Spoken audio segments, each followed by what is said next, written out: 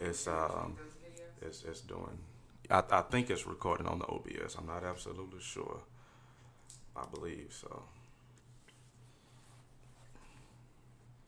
All right, so this is what we look like. And your phone is turned up? Is it ready to be during your broadcast? Yes, now. All right, so we live, Pops. Go ahead and get started with the show. With Grand Rising, everyone. Grand Rising is the Straight Talk Morning Show. Broadcasting, coming to you live and clear from our own studio this morning. Y'all are going to have to forgive me. I had a terrible migraine last night, and I didn't get to study or prepare for this morning's show. But Pops has a whole lot of notes over there, don't you? I'm always prepared. I'm from the old school generation. Y'all new schoolers, man, y'all got to get a new template. We got to get a new template. I'm saying, man, you know, technology has stepped into the place of the itinerary, man. You know, we just kind of wake up, run with it, and hope for the best. I'm gonna figure out how to add us some music to this thing as well. I know y'all usually used to that here. And what's the song you always queued up before we got started? Teddy Pendergrass, wake up, everybody. Yeah, Yeah. we're gonna get that and other cuts. But since we're moving from 9 a.m. to 11 a.m., because my son threatened to boycott. He's the engineer, so we can't get anything going until he gets here to crank up the system. Yeah. So he indicated that the hours need to be changed from 9 a.m. to 11 a.m. So our new shows, in our new studio, our new time will be 11 a.m. the live broadcast. So you will be able to go on Facebook, YouTube to watch it at any time, but it's nothing like getting it live. And if you have some comments, yeah, leave them below. Yeah, leave them in the comment section. That's what he meant to say. Yeah. Yeah, let us know if, you know, so are they able to leave comments where we can read them now? Absolutely. Okay. And so, yeah, if you have some ideas, because, you know, when I posted the topics for today, I had a Caucasian woman who said she's not white, but she's kind of off-white. Mm-hmm. Basically said, and she was not a God-fearing Caucasian, but she agrees that, yes, white supremacy is a problem. And so we need to read with it. So we're very close to our official start time. I like to start, you know, because some people will turn on at exactly 9 a.m. And so we kind of like warming up in our new studio. You know, that's it. I mean, we're warming up leading up to the exact hour of 9 a.m. That's what old school people do. We follow a schedule. Mm-hmm. Yeah. Well, so, look, I'm not going to politic on it this morning. I'm just saying, you know, I know, especially based on, you know, just looking at our metrics and our insights over the last couple of years. You know, how you guys are responding to the 9 a.m. time.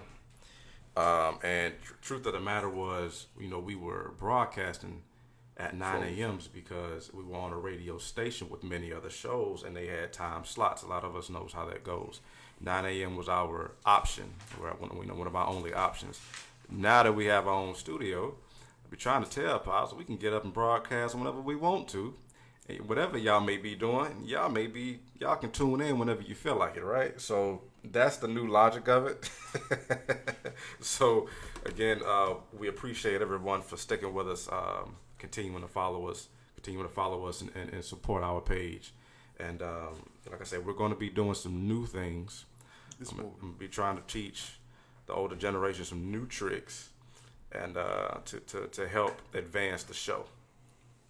All right, so it is exactly 9 a.m. And this is the Straight Talk Morning Show coming from you live from BA Studios.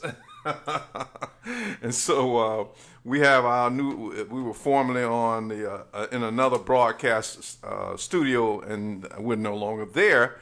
So we're going to have the freedom to expand. And if the topics are getting really hot before our 1 hour deadline, we don't have to stop exactly at that hour. At this point, we have a new executive producer, and she's going to eventually format us so that we will start and stop at the appropriate time. But right now, we're going to free roll on this thing and keep it live. So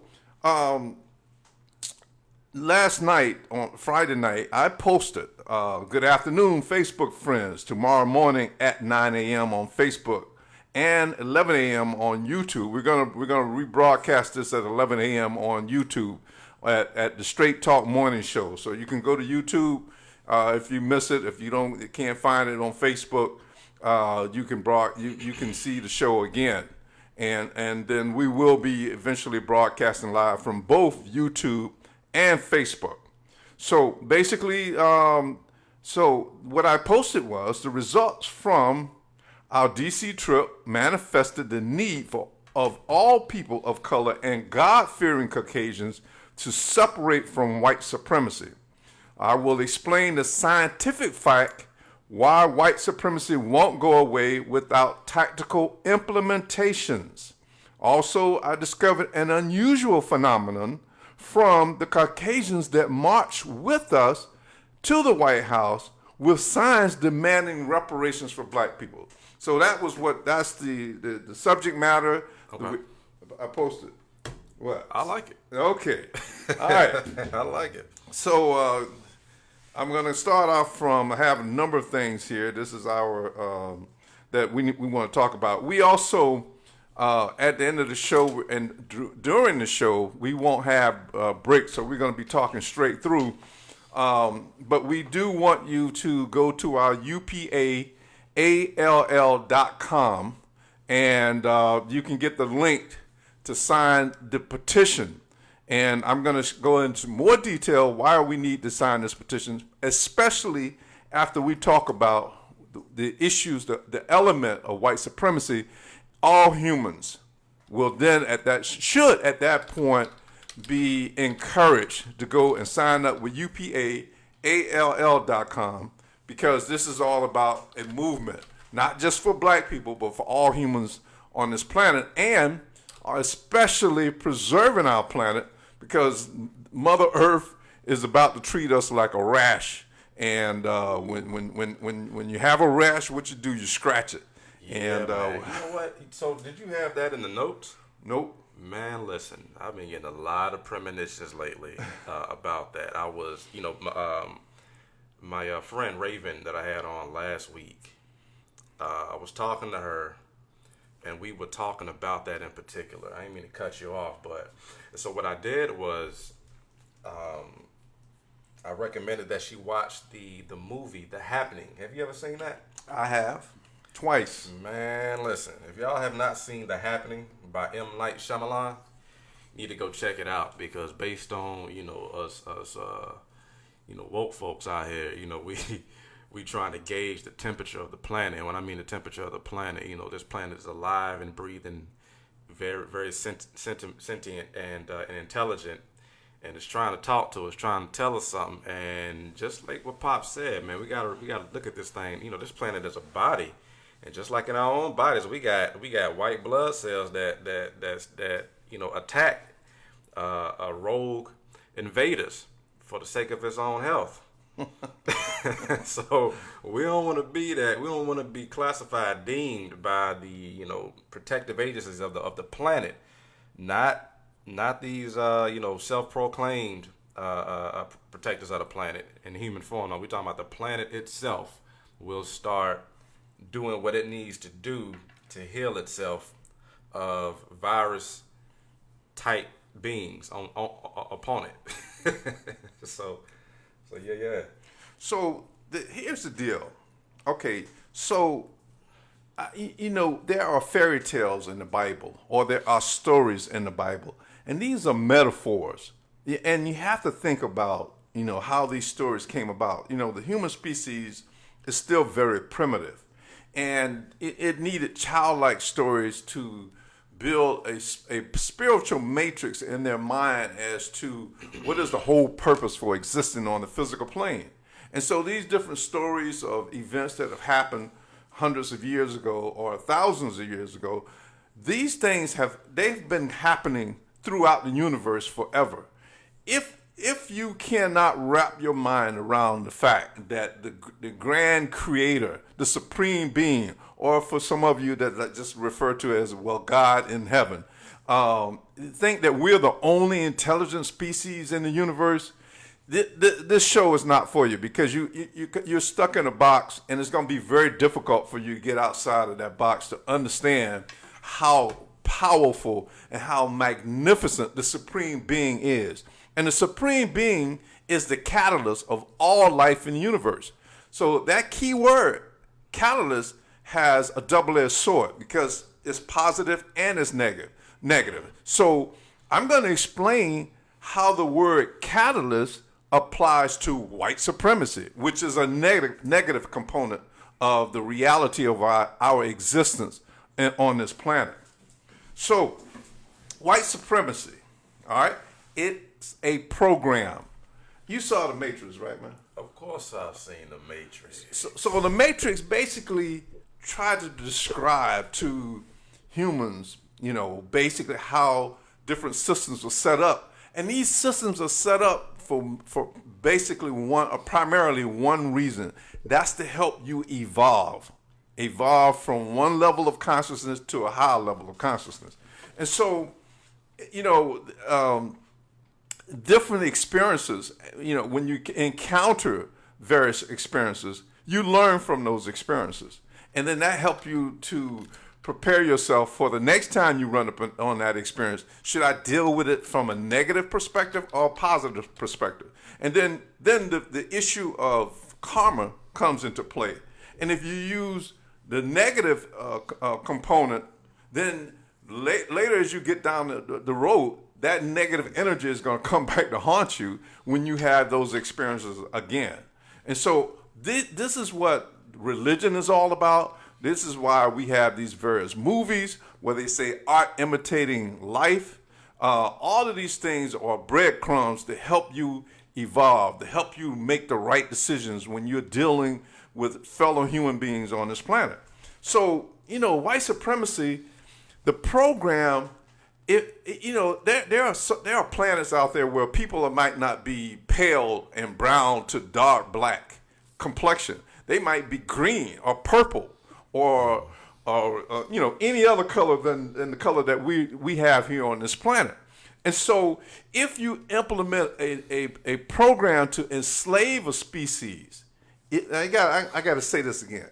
If you implement a program to enslave a species, you have to find the weakest link. You have to find a common denominator to cause division among those people. So if you're in a solar system where the people are purple, they're going to be very light-skinned purple people and then very dark-skinned purple people, just because of the element of how the universe works. The universe works on circles. The earth is round, the sun is round, the solar system goes in a circle. So there are going to be variations of radiation on the planet. And all the darker complexion pigmentation does is protect you from certain radiation. So there's going to be variations in color. So if I was going to conquer a planet on the purple planet with purple people, I would find the light skin of the very pale purple people. You'll find the pastel purple people. Yeah. And sell them a bill of goods. Say, look, I'm going to give you advanced technology to overrun or control the dark purple people on this planet. But my hidden agenda is I want the whole planet. I want to manipulate the whole planet so I can extract resources from the planet by using this primitive species. Yeah, can you translate that from? I think you just did a good job with that analogy, man. That's a good analogy because that's true. Because if we can look at white supremacy objectively for a moment, and like I said, you did a very good job of explaining it. I've never even thought of it like that, but as any species, planet, organism, period, goes through its processes of evolution, there's a range of genetic coding that it expresses. It's going to express everything from the far right to the far left. Now, usually, though, some of the most dominant expressions are the expression that is in harmony with, its natural environment, or in harmony with its most abundant source of life. In our case, that is the big burning ball in the sky, which will be our sun. The sun, what it does for our genetics, activates a code that says, all right, not only am I going to put a protective layer over your muscles, which is the skin, I'm also going to put a hue on it, through chemical chain reaction that's going to be dark, so you can absorb most of me as you possibly can. Any expression of genetic coding that does not do that is what we would deem recessive. Recessive meaning it's not going to express itself as much. It's because that's not what's in harmony with that natural occurrence or event. So, but either way, life has its way of trying to express every bit of itself that it possibly can. So it is still going to express some quote unquote recessive genes.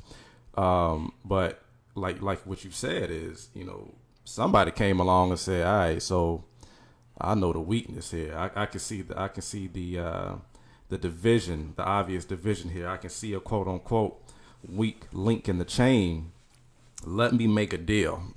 Let me challenge all of these humans by challenging what will be considered a weak link in genetic expression. And so that's what happened. All right, so I'm gonna try to speak in a bilingual language, because you have, we have people that go to church, and they rely on that for their spiritual foundation. And then we also have scientists that study, that actually go out into the field, and I'm not remembering hypotheses and all of that in terms of how you analyze why a chemical reacts the way it reacts. But I'm gonna try to speak in both languages, because the worst thing you could do is isolate our people that go to church, or isolate people that are scientists and say that they're demonic, right? And because they don't subscribe to God the way people go to church do. Mm-hmm. So when I made the statement, if I wanted to go and conquer another planet, and I deal with the light-skinned purple people versus the dark purple people, then the question arises, okay, how you going to do that? So for the people that go to church, they refer to entities that are in position to have an influence on the planet as angels. So angels, even in the story of Sodom and Gomorrah, it said the two angels came down and went to Lot and said, listen, Lot, this experiment is going bad, and we got to change. We're going to have to exterminate it before it affects the rest of the planet. Mm-hmm. So from scientists, they'll look at it differently. No, these were intelligent beings from another solar system that came to help seed this planet, that basically monitor it, because they had advanced technology in particular spacecraft, and they were able to help as scientists to move this planet along. So when I said, if I was an entity that went to another planet, so you have to look at me or give me the consideration that there are angels or there are aliens that, in the development of a new planet, they have certain influences. So that's why I'm trying to deal with this from a bilingual perspective. I got you. Hey man, I commend you, because that's going to be a challenge right there. going back and forth between the scientific community and the religious community. Now, mind you, like you said, we have everything in our community. We have scientists, and we have people who are religious, and like you said, we want to respect everybody's opinion and perspectives. And over the years, Pops raising me, and then me coming into my own, ability to make discernments in this world. without any what's the word I'm looking for? Rose-colored glasses of any kind of indoctrination. My mother as well. She always made sure that I maintained a free mind. But so at this point, what we've been tasked to do is be able to relate to everyone, because we know everybody's important. Everybody's perspective is important in this whole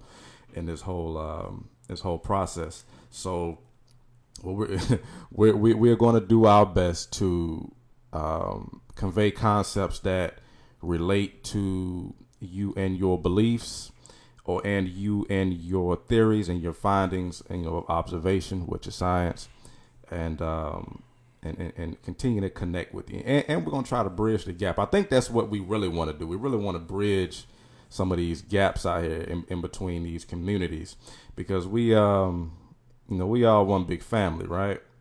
And we all one big family. Absolutely. And it's mandatory that we bridge the gaps, So I'm going to talk about that as we get down to the tactical implementations on breaking up the racism, because once you deal with the racism issue, you're going to solve a whole lot of other problems. Yeah.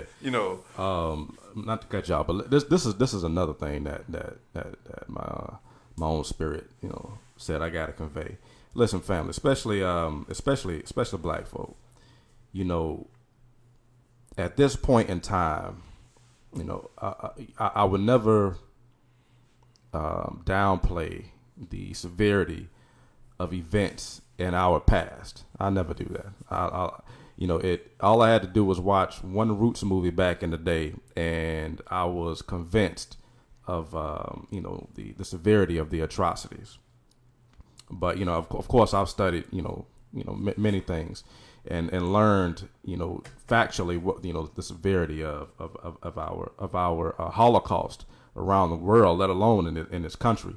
But what we have to face today is our own inner hang-ups, the hang-ups within our community, so we can advance. Once we really get a tackle on racism, in other words, once we find a way to systematically combat, and mind you, some people just want to live in harmony with white supremacy, whatever the case. But once we find a way to to come to grips with that and advance, we still have one more step, one more battle to wage in, and that is becoming stewards of this planet. That's key, fam.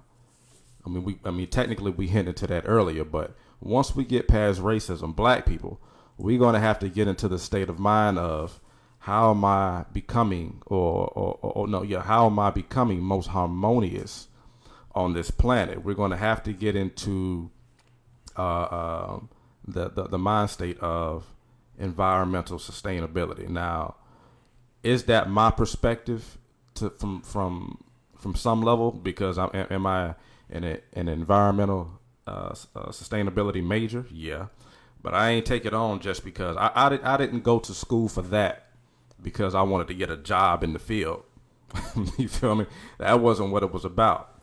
I did that because I feel in my in my heart and soul that is going to be our most challenging feat yet.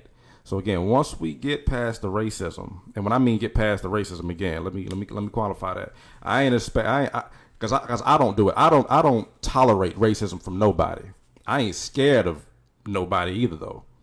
I don't walk around, expecting to be,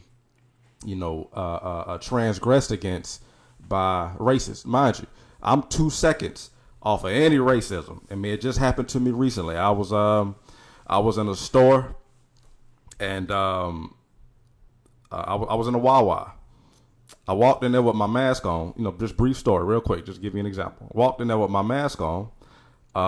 Everybody saw me with my mask. I was not the only young guy in there. I was not the only young person in that whole store. But I was at the time. I was the only young black person in the whole store. Right. So I took off my mask briefly to talk on the phone because the person I was talking to on the phone couldn't hear me through my mask, and I didn't want to be yelling in the store. So I just briefly took it off. And mind you, at the moment, I was not the only person in the store without a mask on. There was some other young guys in there without masks on, right?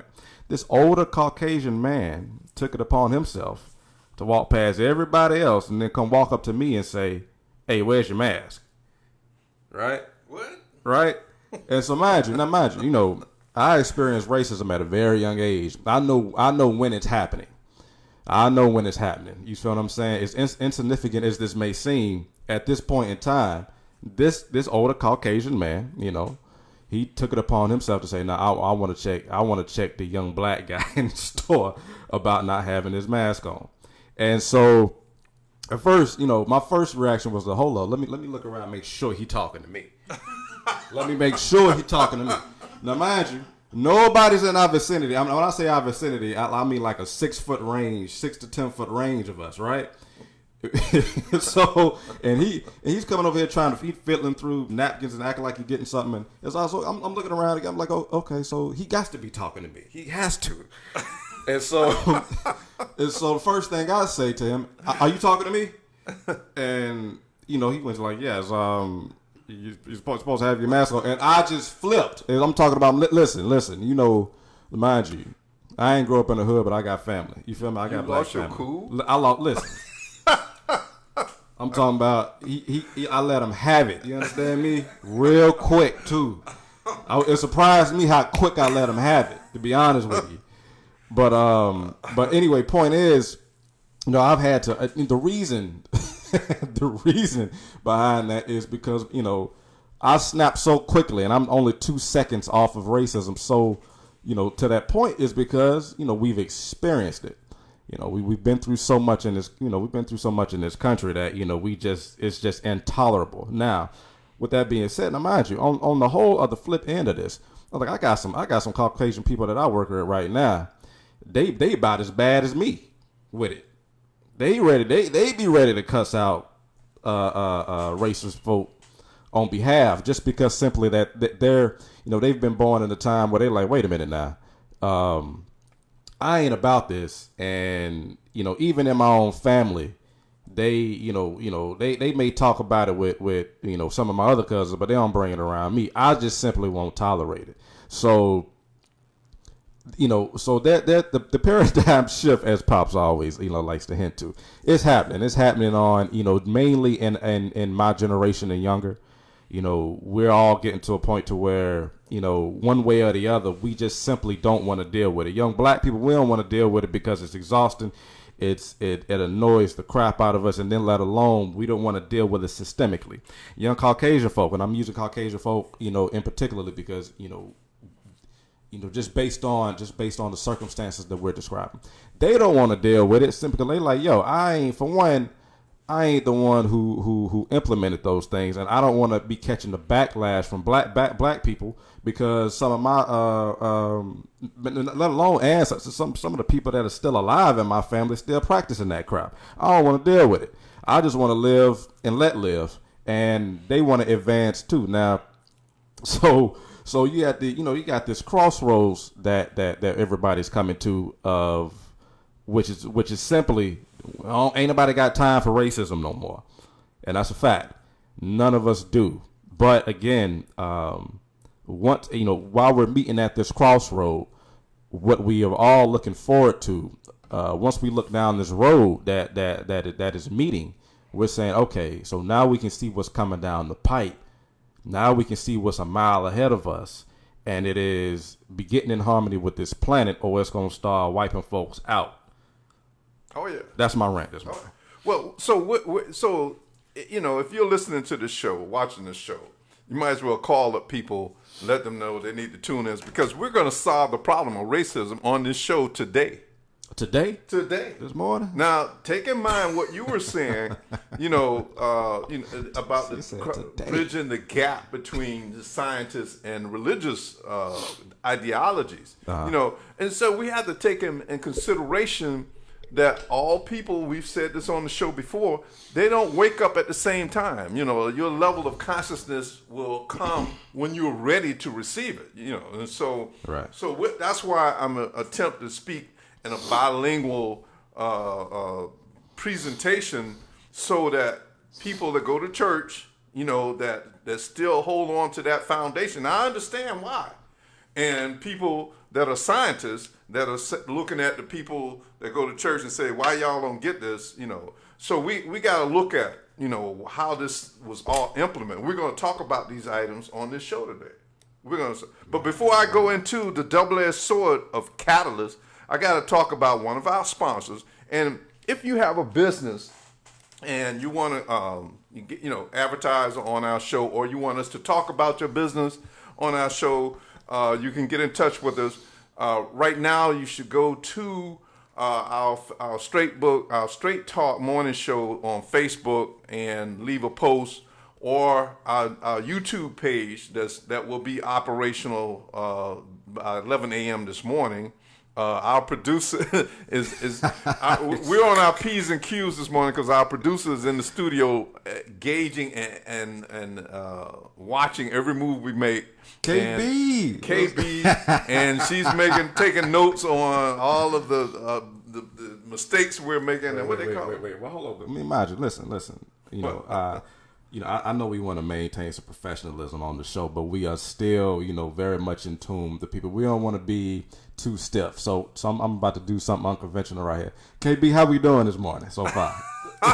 So we got two thumbs up from the executive producer. We finna roll. All right, Let's go. So anyway, you get in touch with us, but we want to talk about one of our sponsors, and that's Chris Asafa with the Blue Sky Insurance Company.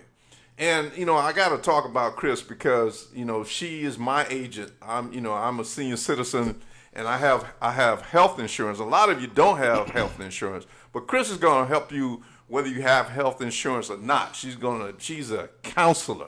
She's a geek with the insurance, and she's a nerd I always mix those up. In the insurance industry, she likes to read all of the rules and regulations. So, also, I'm encouraging people that want to get in the insurance industry to sign up with Chris at Blue Sky Insurance. Absolutely. Because she's going, we need to partner with her, because one of the ways we're going to break white supremacy is by building industry, not only for black people, but even for, people of color, but Caucasian people are going like, hey man, I'm not dealing with this racism crap anymore. I'm gonna start investing in black businesses. Because I was blown away when we was in DC.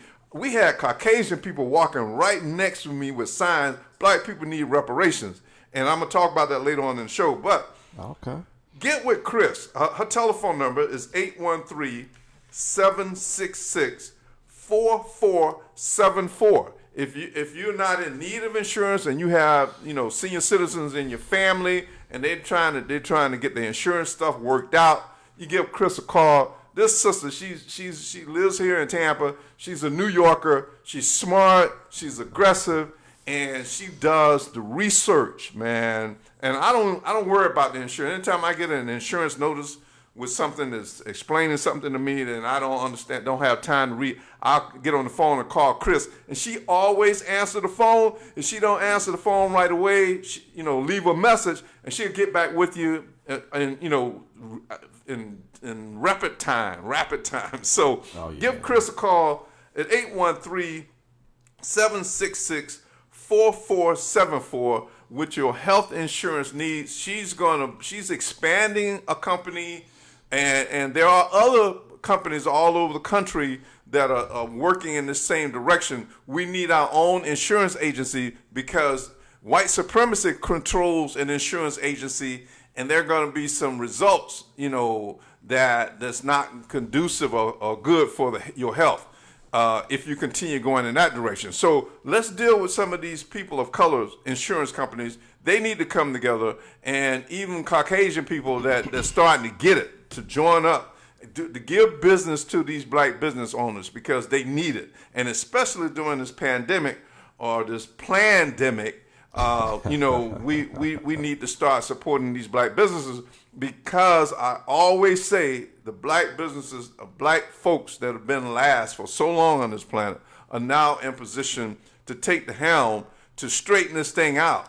And then they have to understand, when we straighten this thing out, we can't be black supremacists. We got to be human beings that's taking the charge. But yeah, give Chris a call. Blue Sky Insurance. All right. So since we got a new system and we don't have commercial breaks like we did before, you was waiting on the break, huh? Yeah. So did all that talking was like, all right. So as I said earlier, the Supreme Being is a catalyst of all life. All life manifests from the Supreme Being. That's the positive energy that stimulates cell division, explosions, all the things that created the universe that we refer to God. I refer to it as a Supreme Being because putting a name on that entity it places limitations. So Supreme Being meaning all knowing, all powerful, all loving, all magnificent. And that's who I worship. That's who I serve in my actions. I don't have to go to a building or pay tithes to a particular individual. I serve the Supreme Being every day in my actions. I don't lie, cheat, steal. I don't violate any of those laws. And I love my fellow humans unconditionally until they start coming at me with some nonsense, and then I get into a defensive posture. But anyway, the Supreme Being is the catalyst of all life. But white supremacy is a catalyst. And I'm going to explain why. First, I'm going to read the definition of catalyst. Catalyst, a substance that increases the rate of chemical reaction without itself undergoing any permanent chemical change. You hear what I just said? No. That flew. I heard it, but I ain't hear you. Read it one more time. Let me read this one more time. Catalyst is spelled Catalyst. Look it up. All right? It's a substance that increases the rate of chemical reaction without itself undergoing any permanent chemical change. Okay? So racism, white supremacy, is not going to go through any changes. All right? It is a chemical, it's a substance that increases the rate of chemical reaction. So white supremacy has stimulated slavery. It has stimulated economic sources of exclusion. It does all these things, and it's never going to go through a chemical change itself. It's never going to go through a permanent change. It exists, and the burden is placed on our species to make that change, because white supremacy is not going to change. It's a component. Right, I got you. Huh? I got you. Okay, and also another part of the meaning is of catalyst, a person or thing that precipitates an event. All right. So the event is all the things that are going on this planet right now. You know, I watch Al Jazeera. I'm not getting a dime from them, but it's an international news station. And that gives me a view of this entire planet, everything that's going on. And I see white supremacy all over this planet. I'm saying babies drowning. You know, just the last week, 60 or 70 people are drowning in the Mediterranean, you know, because they're trying to escape the residual or effects of white supremacy. White supremacy, it goes on, it takes on different forms of class systems. I got you. You know, like in Nigeria. You know, why were these people leaving Nigeria to get on a boat to try to get to Europe to experience a better rate of life, when you can manifest all of the conveniences of housing, plumbing, and electrical all in Nigeria? You know, why would you want to go to another country when you can do those things? So class systems that was developed or perpetuated through white supremacy exists all over the planet.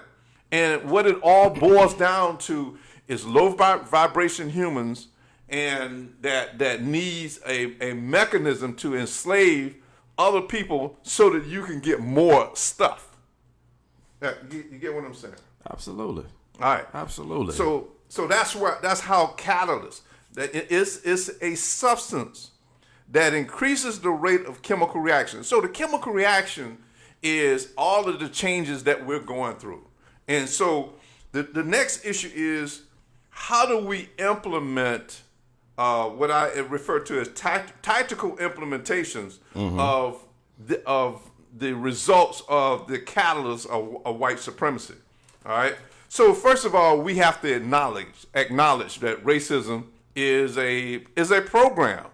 Yeah. That's titled white supremacy.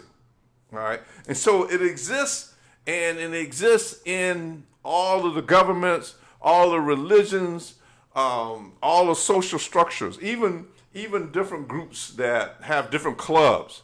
And they don't, they never did adopt the reason why a club or a sorority or fraternity was established. Well, it was initially the program was established so that each one of those fraternities or sororities or those secret societies would specialize in some sort of element to contribute to the whole, not separate or hold back information for the development of the human species, but to specialize. But now, white supremacy says, no, you're going to be separate, and you're going to say that your particular club is better than the other club, and that causes division among the human species.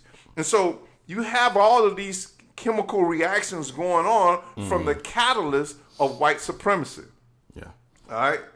Well, you know what? Let me throw this perspective in there. And you actually, I think you're the one that kind of originated this concept that white supremacy is a program, but it is also a temporary testing mechanism, right? Right. It's a necessary test because differences in ideologies, physicality, everything, dealing with communities of people or groups of people are going to exist. I mean, even in the most harmonious or high vibratory situation or circumstances, you're going to have differences, right? At one point in time, when we're talking about tribes, or tribal culture, we all thrived on some of our differences. Now, mind you, of course, we got into some periods of times where some of our differences, caused us to go to war for differences of opinions or whatever. But the differences are a constant as well. It wasn't until we get to a point to where we're like, all right, so obviously we are too hung up on our differences. We're having too much friction in between ourselves because of our differences. And now we need a component. Now we need a age-old program to come through and catalyze. Is that a word? Is that like the? It works for me. to catalyze the one of my favorite words, the coagulation again of different groups, different tribes with different ideologies and different isms and schisms, right? So while we're looking at white supremacy, we know it's a program. Some things that we didn't, I guess we can conclude based on, our description of it today. We can conclude that it is a program. We can conclude that it is temporary. I think one more thing that we need to conclude is how serious it is to say, all right, we acknowledge, what that program it was for, but it ain't needed anymore. We don't need it anymore, and we need to get rid of it. We need to delete the program, or at least put it in the trash bin on our computer until we need it again. Which may, as far as I'm concerned, we may not ever need it again. it may be a upgraded version of it, depending on whenever it decides to return. But right now, it is simply holding us back. At this point, we have enough information, we have enough love for ourselves to say, we want to step into that position of being stewards of this planet, and white supremacy is only going to get in the way. It's only going to hinder that. So at this point in time, we want to say to ourselves, we don't want to acknowledge and say, "Hey, white supremacy is here to stay." Nah, it's not. It's not here to stay. It's not here to stay. It's served its purpose, and we've learned some invaluable and unforgettable lessons from it that we're going to take into the future. But at this point, it is now a program that we can delete. Absolutely. So part of the acknowledgement, and there were, again, and I've mentioned this on the last 3 shows because I'm really proud of our local city councilman here in the Tampa area that got the city of Tampa to endorse or acknowledge a resolution that systemic racism is alive and well in the city of Tampa's government. And that was a very positive move, to get all the other city councilmen to go along to say, hey, yeah, it exists. Look at the condition of black folks in Tampa, and so that's excuse me. That's one of the first moves that you have to, in even treating a drug addiction, is you have to first acknowledge, yeah, I do have this problem. Yeah. Because until you do that, you're never going to go forward with coming up with ways of how you're going to resolve the issue. Okay, so I say, look, I got a drinking problem, I got a drug problem, or I got a gambling problem. Every human being on this planet has got some sort of problem, and nobody's problem is greater or lesser than the other person. So somebody to say, well, you drink, and so you are more of a scoundrel than me, but I just gamble. But you still, putting your life, your family, and everybody at risk. Right. So, wherever you hang, I eat too much food. All of these are addictions. So, white supremacy is a drug and that a lot of people buy into. And so the next move from understanding that, acknowledging it, is identifying the institutions or the individuals that are manipulating it. All right. Oh, I got you. Huh? I understand. Yeah.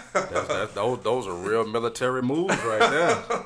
Yeah. So we need to identify the institutions or individuals that participate in racism. Yeah. So, there are obvious institutions that do that, and there are obvious individuals. They'll get out and say it, like the Klan or there are different organizations that profess that we need to separate, or we need to continue to enslave one group of people just based on the color of their skin.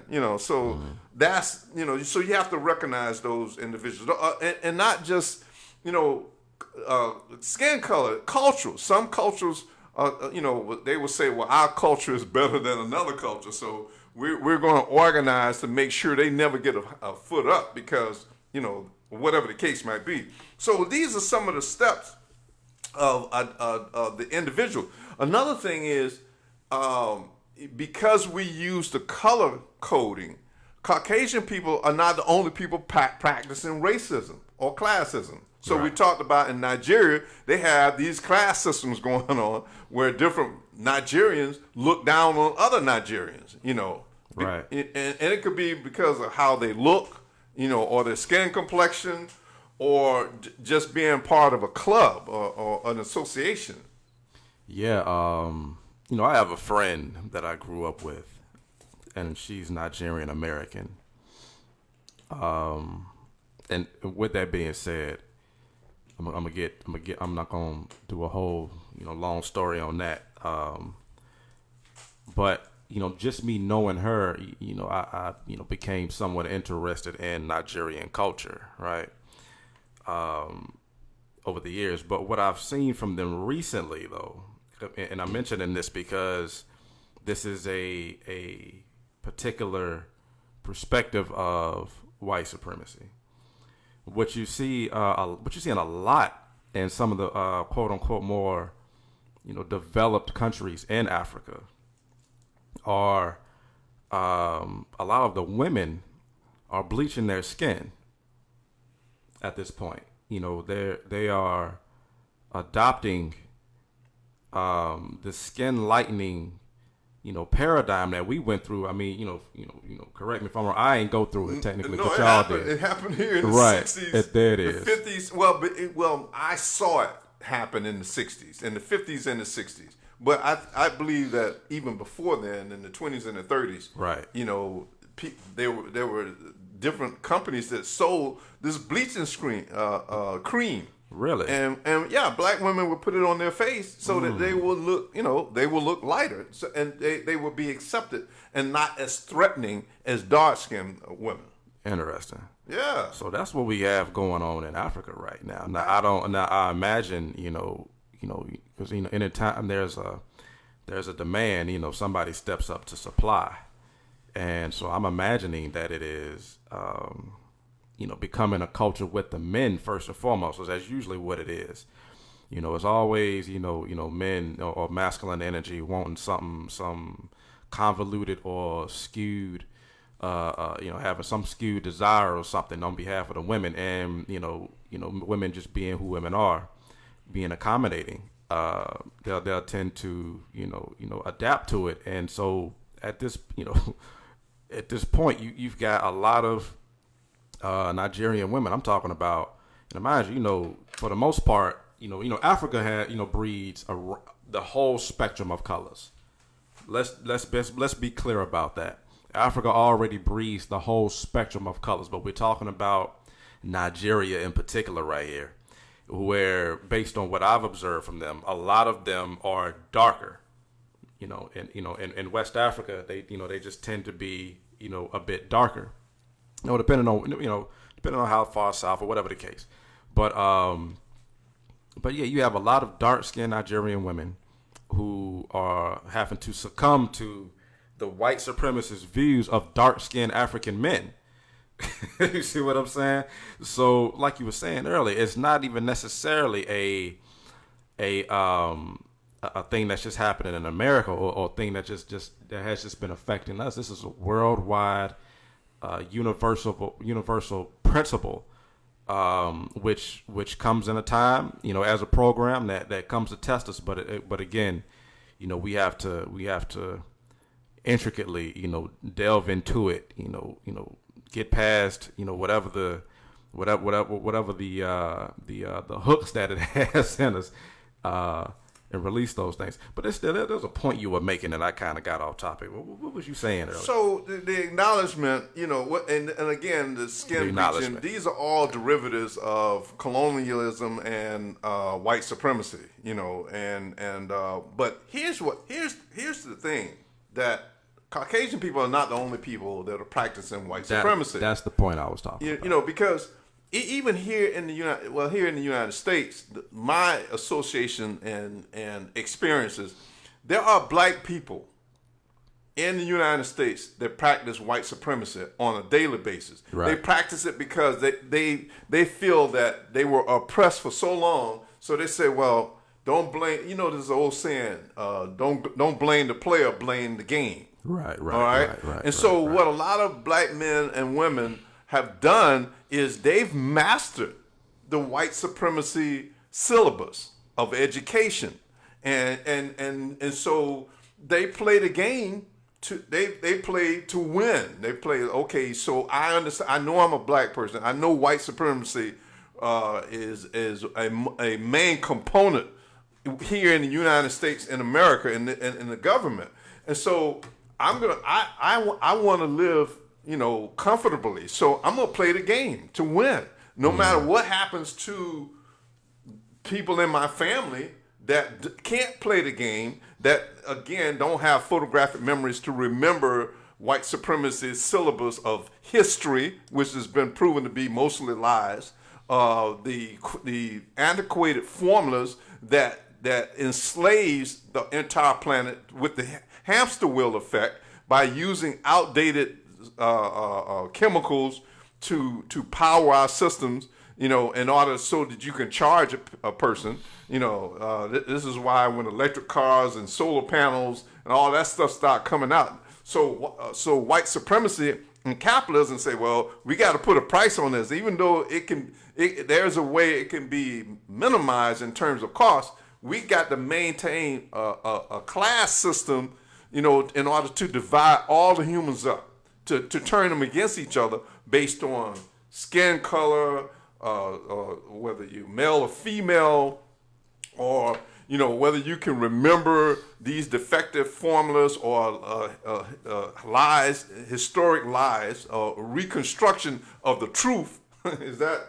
Yeah. That's basically, and so you have black people that's saying, okay, I'm playing, I learned this game, so I'm doing well in this game. But what they don't understand is white supremacy counted on that by saying, yeah, so these are people we're gonna get that think they're playing, they done out-slicked everybody else, and they're playing the game for their own benefits, but they're aiding and abetting in division among their own people. So therefore, we can continue to enslave them, and a small percentage of people continue to do well while the population, is in trouble. Indeed. One thing I want to do, hey, listen, fam, again, I know that this is a little bit off topic, but I'm going to get right back on topic. We have a new setup here, and technically I am on the board. Even though I am not a board technician, I'm doing the best I can now. So what I've been able to do is take a look at some of these comments, and what we want to do is acknowledge people in the comment section. Miss Brenda Allen, she's watching. She brought up a good point. She brought up something I want to convey. She said Rwanda has banned the sale of import of bleaching creams. What? I said Rwanda said y'all ain't this is getting out of hand, and I can imagine what was probably happening is there's a lot of people showing up to the hospital from side effects from this thing. And so not only is it a social problem, but it's also becoming an economic problem, probably in Rwanda. Which, I'm excited to hear that news. I hope that a lot of other African countries follow suit with that. Ms. Brenda, thank you for that for that comment. Also, Jonathan Ryan's been chiming in. Appreciate you tuning in, brother Jonathan. And this is what he stated. Men are starting to bleach also. No. Man, listen, I can see it. I can see it. Some of my brothers with their beautiful dark hue are saying, and we know what it is. We can speculate, pretty accurately to what it is. They want to be attractive as well, and they feel like, them being lighter give them some better chances. And, now meanwhile, he's saying, there are white people in Germany and the Netherlands who are taking melanin injections, melanin pills, whatever the case, to become darker. And so there's some interesting stuff going on this planet regarding skin tone. Well, I think that's going to come when I deal with the part of Caucasian people that was marching along with us, holding signs saying, black people need reparations. Yeah, you need to get into that. So I Go think, ahead and get on into that. But wait a minute now. Before we go, since you brought up Rwanda, so one of the things that I'm looking at as a developer, Rwanda is one of those countries that, in addition to that, they're moving in the direction of transparency and getting rid of corruption. Because, see, white supremacy, what it does is go into these African nations and they get shiny things and use the dollar bill, the euro, and that sort of thing to convince various government officials that, look, if you give me access to your country and your resources, I'll give you more shiny things. I'll give you a big shiny car, or I'll give you some plumbing fixtures so you can build a $500,000 house and you can look better, or you can create a class system. So all of these are derivatives of white supremacy through it manipulating other countries to submit to this ignorance. And so Rwanda, I give you a high five. I'm looking forward to working with people, some of the government agencies in Rwanda, because they understand. And Rwanda's not the only. There are other countries too There are, people, revolutionary minds that are saying, okay, white supremacy is a catalyst to all the problems that we're having on this planet. So, and we're going to be looking forward to working with all those countries as well. But so here's one other, keep me on point back on returning to what you was talking about. So one of the other things in America, our black leaders, okay, this is something I gotta say. I'm working constantly on bringing black leaders together to understand. We don't need to outdo each other. We don't need to be putting on popularity contests. With our individual agendas. But what I'm finding out is that a lot of black leaders, they have children or family members that are in the penitentiary system, in the incarceration system. Right. If you have a child or a family member that's incarcerated, you're going to be ineffective, leading our people or helping assist our people out of this despair, because what I know for certain, if you start to speak out about the injustices of white supremacy and you got a child or a family member in the penitentiary, that child or family member going to start having some issues. You won't hear from them. There have been instances where they've been beaten or paralyzed, or raped, all of these crazy things, or they will shut you down. So if you have that sort of situation going on, getting out into the public and saying I'm representing change for the black community, you're going to be ineffective because they're going to compromise you. What all of you black leaders that are in that compromising position should do, you should be working on prison reform. You should get quiet, and all of you should join into a common organization of bringing light to the fact that white supremacy will call up the warden, will call up the guards, and tell them we have an issue of a black person or any person of color speaking out against white supremacy. We need to show them who's in charge. So we need to build a system. You should be joining an organization to build a system of transparency to expose those wardens, those prison guards that are attacking your children or your family members that are in the penitentiary and rendering you ineffective. Very, very true. Yeah. And I'm not saying don't be a leader, but what I'm saying is if you're in that position, you're going to be compromised. You're going to be rendered ineffective. So leaders that don't have that scenario, you need to step up to the plate, and that's a very small percentage, because we all somehow are tied into this government. We can be effective because I've seen, even as a senior citizen, I've seen benefits being tampered with and delayed. I just experienced it myself, but I'm not going to let that stop me. But I understand your pain. If my son was locked up, I'm going to be working on getting him out of that prison. I'm going to be working on exposing who may have put my child, my son, or in a position to be attacked in that prison system. That's one of the problems that we're having right now in getting effective leadership from the black community, because a lot of those people, they go out front and they are encouraged to go out front because the white supremacy they understand that I can control the narrative of that particular black leader because I got their child in the penitentiary. All right. Yeah. So, good spill. Now, here's something interesting we can do right here, right now, Pops. So, I was watching the time too. KB said, "Hey, listen, we coming up on an hour, right, or a little bit more."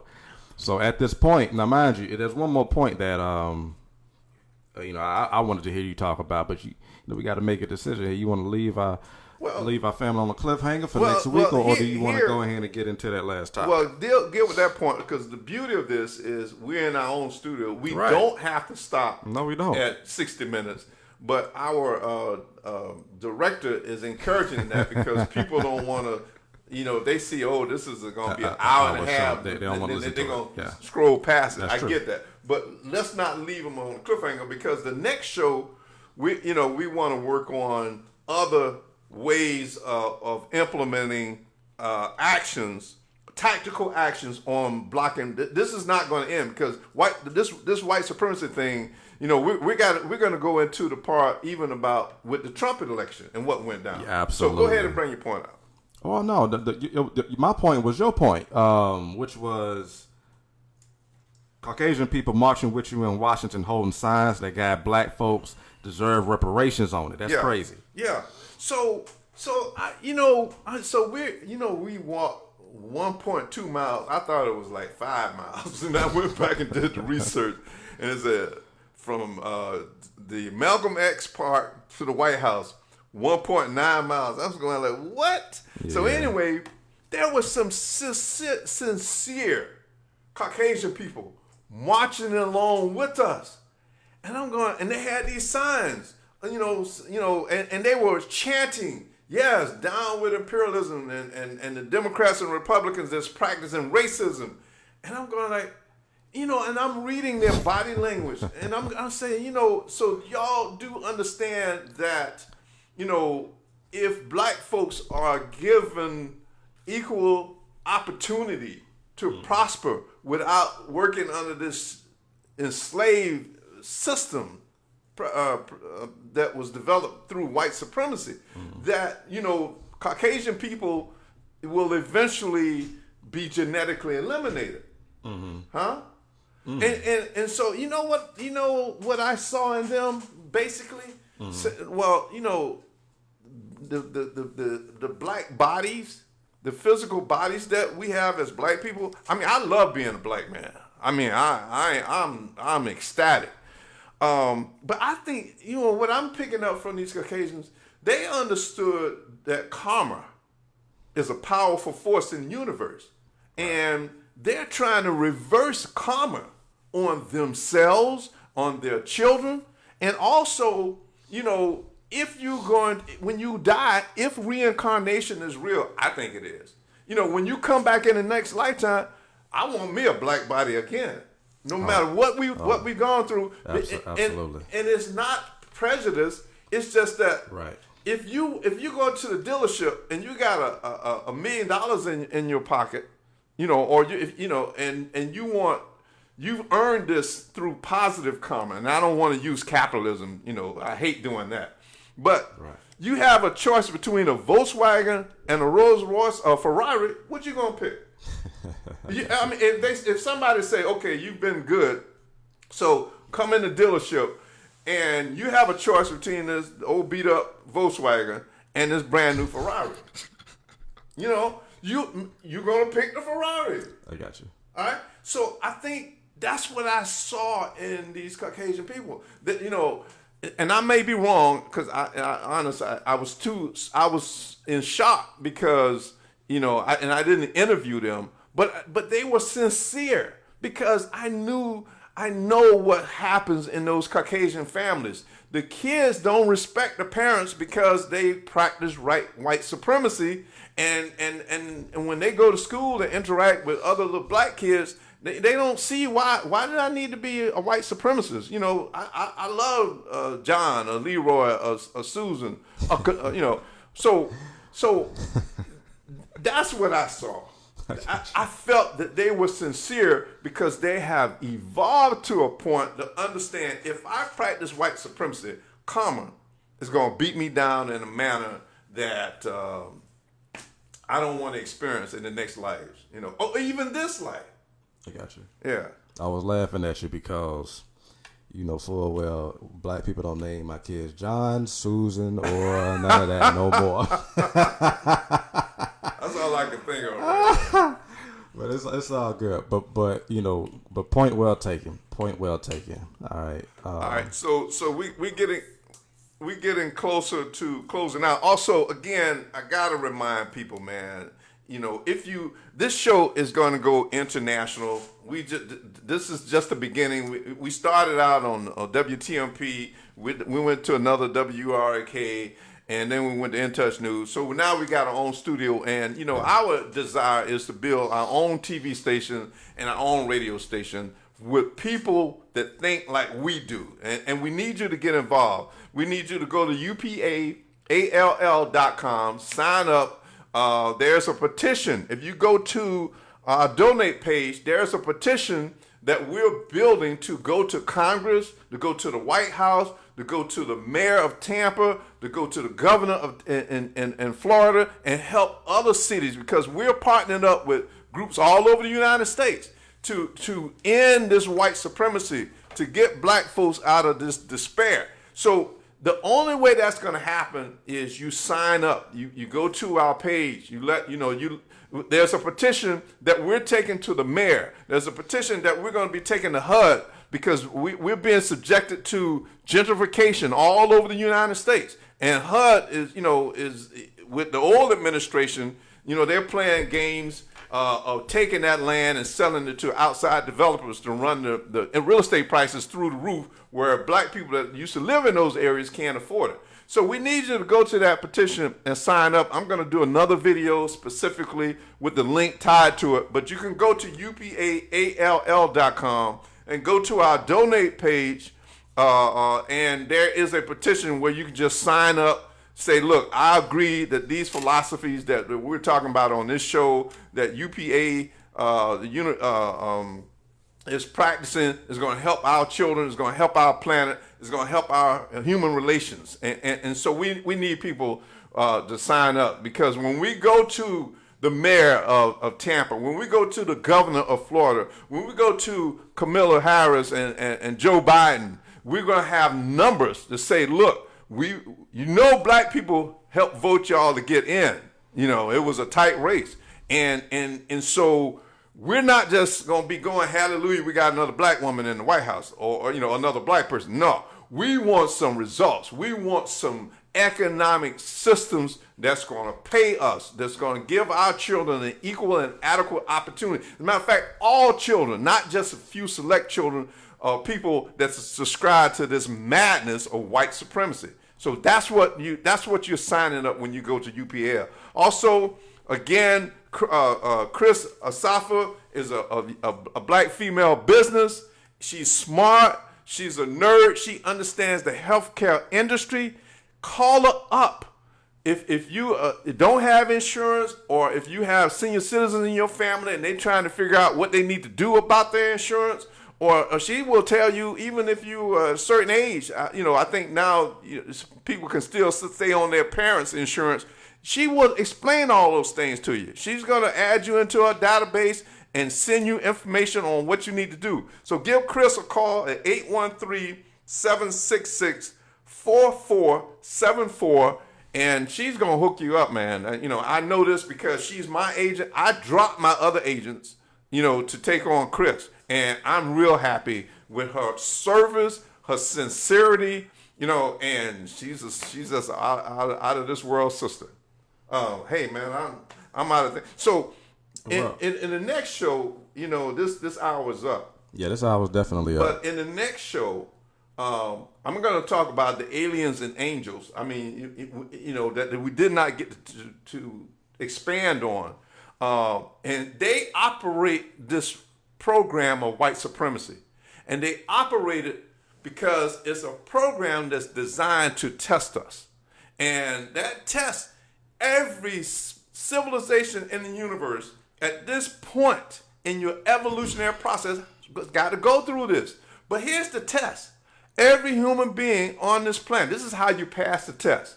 Every human being on this planet must recognize that white supremacy is no good. It's destroying the planet. It's destroying relationships. It's locking people up in jail, causing women to prostitute themselves, causing men to be raped and lose their